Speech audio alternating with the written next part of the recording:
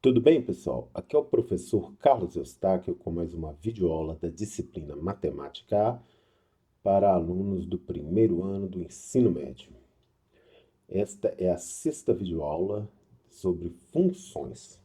E nós vamos tratar aqui mais especificamente de função constante, função identidade, função par e função ímpar, né? Alguns conceitos aí, né, de função, tá bom? Sem mais delongas, vamos ao que interessa. Bom, função constante. O que é uma função constante? Muito simples, tá?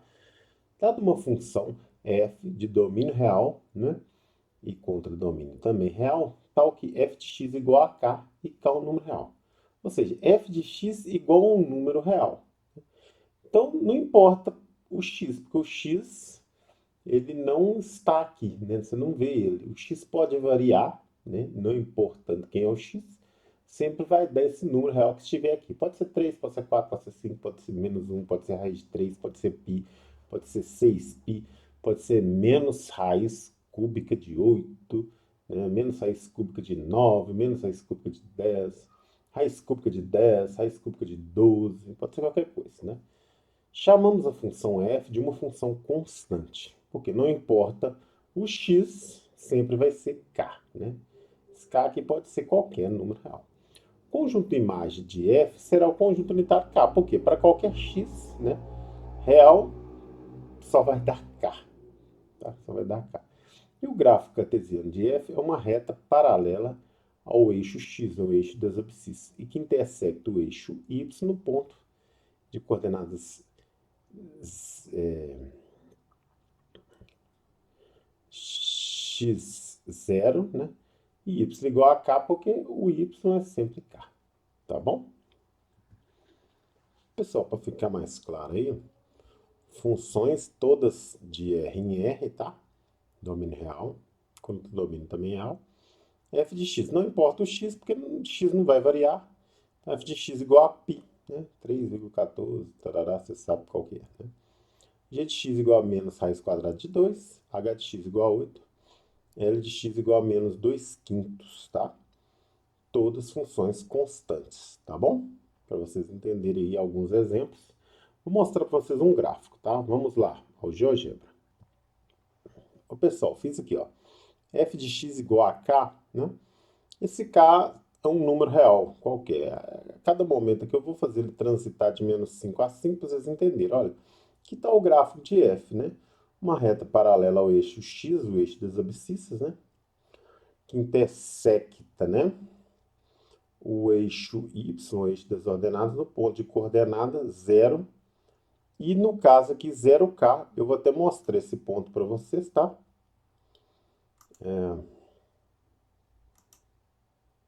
Esse ponto vai ser o ponto de interseção aqui, ó. No caso aqui é 0 e 1, né? Vocês podem ver aqui, tá? Então, à medida que eu for alterando o valor de k aqui, né? Vocês vão ver o que que acontece, ó. Até 5 que eu coloquei, né? Se for negativo, olha lá. E o ponto de interseção é sempre 0 e alguma coisa, né? Com o eixo, a interseção do gráfico com o eixo das ordenadas. Ela é constante, né?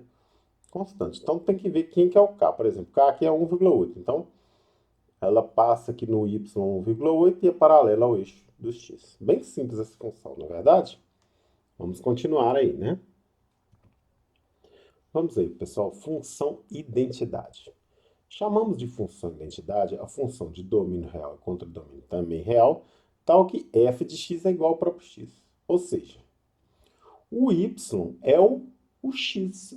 O y é o mesmo x, né?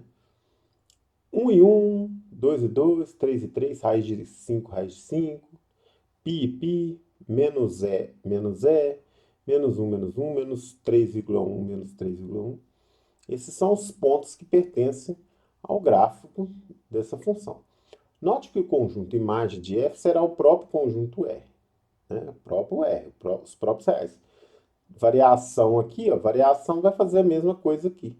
Então, esse aqui, o contradomínio, é a imagem, tá? Já o gráfico cartesiano de f é uma reta que contém todos os pontos do plano cartesiano com par ordenado da forma x, né? Ou seja, o y é igual ao x e é conhecida como a bissetriz dos quadrantes ímpares do plano cartesiano. Vou mostrar para vocês lá naquele software GeoGebra, tá bom? Vamos lá. Então, pessoal, tá aí, ó, f de x igual a x, ó. Observe os pontos, ó, 1 e 1, né? 0,5, 0,5, 0,8, 0,8, né? É aquela reta bissetriz dos quadrantes ímpares. Quadrante 1, quadrante 3, ó. Quadrante 1, quadrante 2, quadrante 3, quadrante 4, né? Tá vendo? Então, essa reta, né, que é a bissetriz dos quadrantes ímpares, é o gráfico de f de x igual a x, domínio real contra domínio também real. Tudo bem? Vamos continuar. Bem, pessoal, curiosidade aí, ó. O que é uma função par, tá? Dado uma função f de a em b, tá? Com o a, né, contido ou igual ao conjunto dos números reais e para todo x pertencente a A, então, né, ou seja, isso vai implicar menos x pertencente a A, tá bom? Para todo x pertencente a A, tem que implicar menos x pertencente a A. Ou seja, 1 menos 1 também pertence, tá? Para termos aí essa questão da paridade, tá? Por exemplo, 5,1 menos 5,1 também pertencerá. Tá? Domínio desse tipo, no mínimo, tá? Dizemos que f é uma função par se o f de menos x é igual ao f de x para todo x pertencente a A. O f de menos x igual ao f de x para todo x pertencente a A. Como que funciona isso, professor? Aí é melhor com os exemplos, né? Vamos lá. Exemplo 1. Verifique se a função f de r em r tal que f de x igual a 5x ao quadrado menos 3 é uma função par. O que nós vamos ter que fazer? Ó, o f de menos x tem que ser igual ao f de x. Então, eu vou substituir x aqui por menos x. É assim que faz. Ó. F de menos x é igual a 5 vezes, como está ao quadrado, então vou abrir parênteses, fechar parênteses, menos x ao quadrado. E menos o 3 que está aqui. Menos x ao quadrado é igual ao quê? X ao quadrado, porque menos ao quadrado dá mais, né? Então, menos x ao quadrado é igual a x ao quadrado. Agora, observe o seguinte, 5x ao quadrado menos 3, né? É a própria o quê? Função f de x. Ou seja, o f de menos x, nós fomos fazendo o cálculo e vimos que deu o mesmo f de x. Logo, f de x é uma função par, né? Domínio todos reais, né? Então, aquela questão, né, de o simétrico, né? O número seu simétrico, ou seja, o seu oposto, né? Pertence ao conjunto R sempre. Tá bom, pessoal? Bem simples, né? Posso dar até mais um exemplo aí, tá? Observe essa função aqui, ó. G de R em R, G de x é igual a x ao quadrado, menos 3 vezes o módulo de x, mais 1. Aí a pergunta, G é par? G é uma função par, né? Então, nós vamos ter que fazer o mesmo processo. G de menos x é igual a menos x elevado a 4, menos 3 vezes módulo de menos x, né? No lugar de x, vou pôr menos x, mais 1. Agora, uma coisa interessante. Observe o seguinte, que vocês têm que lembrar. Módulo de menos x é igual ao módulo de x, valor absoluto de x. Não importa o x, né? Isso é sempre igual, tá? Menos x elevado a 4, né? Vai dar x elevado a 4, porque menos elevado a um expoente par é mais, né? Então, isso aqui é isso.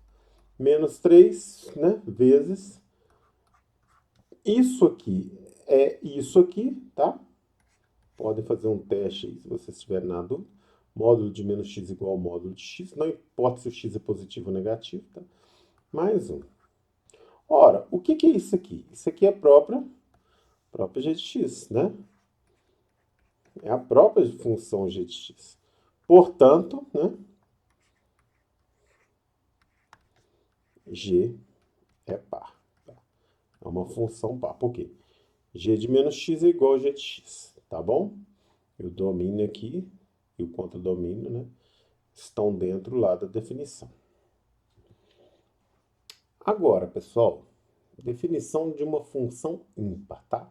Muito similar, tá? A função par. Vamos lá. Dada uma função f de a em b, né, com a contido ou igual a r, e para todo x pertence a a, isso tem que implicar menos x também pertencente a a, né? Esse conjunto A, tanto um número quanto seu oposto, né, ou seja, um número e seu simétrico, tem que pertencer a esse conjunto, tá? Esses conjuntos ou subconjuntos reais, tá? Mas, geralmente a gente usa domínio real, tá bom? Esse tipo de situação. Dizemos que f é uma função ímpar se o f de menos x for igual a menos, ou seja, menos 1 vezes o f de x. Mudou um pouquinho, né? O f de menos x é igual a menos o f de x para todo x pertencente a A. Vamos ver um exemplo aí, tá? O exemplo 2, tá? Verifique se a função f de r em r, né? Domínio real contra domínio também real, tal que f de x igual a menos 4x ao cubo mais 2x, é uma função ímpar, tá? É uma função ímpar. Então, vamos lá. Vamos ver se, né? Vamos só voltar na definição para vocês lembrarem. O f de menos x tem que ser igual a menos 1 vezes o f de x, tá bom? Então, vamos fazer o teste aqui, ó. F de menos x. Note que f de menos x, pega o menos x, coloca aqui, né? Menos 4 vezes menos x ao cubo, mais 2 vezes menos x. O que vai dar isso, né? Menos 4 vezes menos x ao cubo é igual a menos x ao cubo, né? Porque menos elevado a um expoente ímpar é menos, tá? E mais 2 vezes menos x dá menos 2x, né? Aí, menos 4 vezes menos x ao cubo dá 4x ao cubo, menos 2x. Olha, isso aqui, ó, é a função f multiplicada por menos 1. Olha, isso aqui é menos o f de x. É mais difícil um pouquinho, mas observe o seguinte, olha. Por quê, ó? Menos vezes menos 4x ao cubo é 4x ao cubo. Menos vezes mais 2x é menos 2x. Então, isso aqui é menos f de x. Logo, né, ó, como o f de menos x é igual a menos f de x, logo o f de x é uma função ímpar. Tá bom, pessoal? Agora, uma coisa que eu quero que vocês observem, a função ímpar, olha aqui os expoentes do x aqui, dessa função polinomial. X ao cubo, x elevado a 1. Né? Ímpar, não é verdade? Vamos voltar àquele exemplo da função par lá. Vamos lá. Observe aqui, ó, essa função que é par. 5x ao quadrado menos 3, que é um número, mas eu posso pensar x elevado a zero aqui, né? Poderia pensar assim, que teria um x elevado a zero aqui, que deu 1, né? Só que x diferente de zero, é claro, né? Mas a gente poderia pensar numa situação assim. 2 aqui é par, né? E não sei se vocês lembram também, né? Eu fiz um exemplo lá no quadro branco que parece que tinha x elevado a 4, né? Tem tudo a ver com par. Então, eu acho que você já deve estar começando a pensar o né, tipos de funções pares e tipos de funções ímpares, tá bom? Bem, pessoal, não posso deixar de mencionar, né, essa observação aqui, tá? Se uma função não é par e tampouco ímpar, pode acontecer, tá? Uma função pode nem ser par nem ímpar. Pode ser que não ocorra nenhuma daquelas duas coisas, né? F de menos x igual a f de x, nem f de menos x igual a menos f de x. A primeira para ser par e a segunda para ser ímpar, tá? Então, se a função não é par e tampouco ímpar, então ela é chamada de uma função sem paridade, tá bom?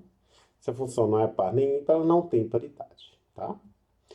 Então, pessoal, chegamos ao fim da videoaula. Espero que vocês tenham gostado, tenham aprendido esses conceitos aí, tá? E espero vocês também na próxima videoaula. Tudo de bom.